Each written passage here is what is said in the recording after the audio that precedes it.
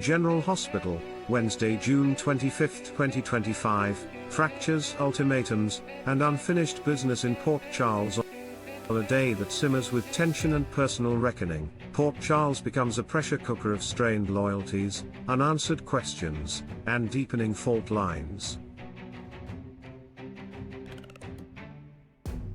The events of June 25 unfold across multiple battlefronts, emotional, professional, and deeply personal. At the center of it all, the people trying to hold on to their families, power, and sanity, one confrontation at a time. In the wake of months of mounting pressure and secrets unearthed, Dante finds himself once again locked in a battle not with criminals, but with his own guilt and regrets. His relationship with Gio remains fractured, and it's becoming increasingly clear that only through a strategic alliance with Brooklyn will any progress be made. There's no shortcut to restoring trust, not after years of absence and unresolved tension. Dante knows this, and so does Brooklyn, but their dynamic remains brittle, marked by unspoken resentment and quiet desperation. As the two sit in tense deliberation, Dante's words are pointed but measured. To get to Gio, he says, "You and I are going to have to work together." It's a reluctant pact, but perhaps the first real acknowledgement that their son will need both of them on the same page if there's any hope of reconciliation. Tracy Quartermain, meanwhile, has never been one to let emotions derail her business sense, or her manipulations. Fresh off a complicated maneuver involving multiple parties, she now turns her attention to an issue she values above sentiment: compensation. "We need to discuss your payment," she declares without fanfare. There's no room for ambiguity here. Whatever plan she had in motion, it involved operatives, specifically Cody, who now expects his due. But with every favor called in and every mission completed, there are new debts to be settled, and Cody's involvement in what appears to be a covert mission to undermine Drew Kane is far from over.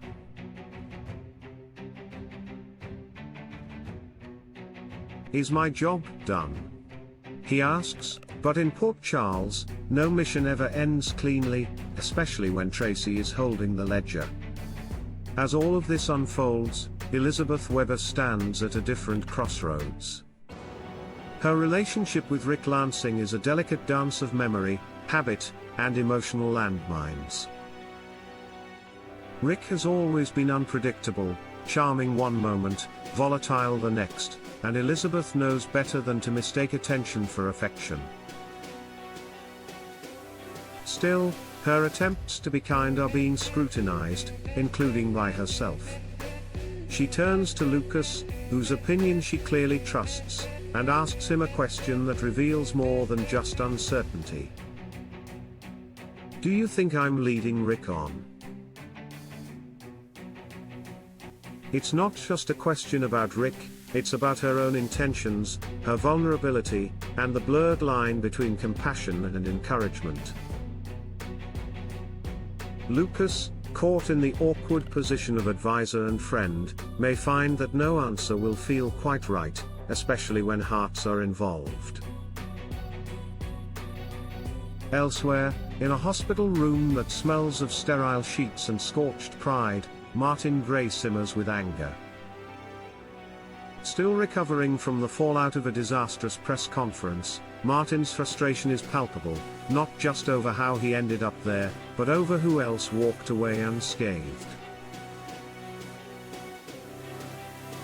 Lying back against his pillow, he doesn't bother hiding his disdain. When Rick appears at his bedside, Martin spits out his resentment like venom. "If anyone can make that woman uncomfortable, it's you." The barb cuts both ways, referencing not only Rick's talent for pushing buttons, but the persistent triangulation of power that has turned friends into enemies and allies into opportunists. But Martin's bitterness doesn't end there. He's also about to receive some unwelcome news, possibly the collapse of his legal leverage against Tracy, or the realization that Drew has pivoted and outmaneuvered him. Whatever it is, it adds insult to injury, leaving Martin not just wounded, but wounded and irrelevant.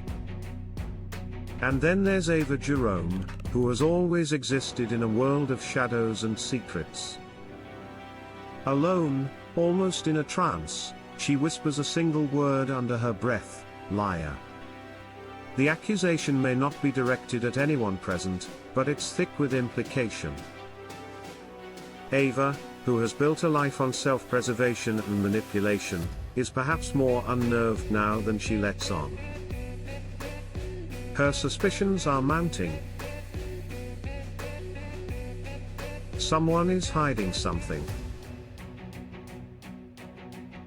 And if Ava is onto the truth, someone's illusion is about to shatter. Meanwhile, Sonny Corinthos, rarely seen without control in his eyes and fire in his tone, issues a demand that's less of a question and more of a final chance. "What's your answer going to be?" he asks, his voice low but laced with menace. It's not clear who he's addressing, perhaps a betrayer, a reluctant ally, or someone dangling on the edge of Sonny's thinning patience. But the message is unmistakable: time's up, and neutrality is no longer an option. With Sidwell's shadow still looming and the Corinthos Empire facing newer, more calculated threats, Sonny isn't looking for understanding, he's demanding allegiance. By the end of the day, several storylines inch closer to critical mass. Dante and Brooklyn may have agreed to cooperate, but their partnership rests on fragile foundations. Tracy's promises of payment could mutate into threats if loyalties shift. Elizabeth's introspection may lead to a painful realization about her relationship patterns. Martin's fury could set off a chain reaction of retaliation, especially if Rick continues to meddle. And Sonny, ever the tactician, is preparing for a battle that hasn't yet shown its true face. Port Charles is, as always, teetering on the edge, every alliance carrying hidden costs, every confession birthing consequences. And with each passing hour, the city's secrets become heavier to carry, its truths more dangerous to speak aloud. Whatever happens next, one thing is certain: Wednesday was just the beginning. The reckoning is only beginning to unfold.